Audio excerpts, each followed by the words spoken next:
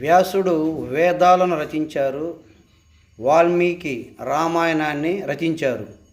వీరిద్దరిని మించి భారతదేశ ప్రజలు గొప్పగా చెప్పుకోదగ రాజ్యాంగాన్ని నేను రచిస్తానని చెప్పి 2 సంవత్సరాల 11 నెలల 18 రోజుల కఠోర శ్రమతో రాత్రింబవలు నిద్రాహారాలు మాని రాజ్యాంగాన్ని పూర్తి చేసి దాన్ని ఆమోదింపబడినటువంటి రోజు 1949 నవంబర్ 26వ తేదీ.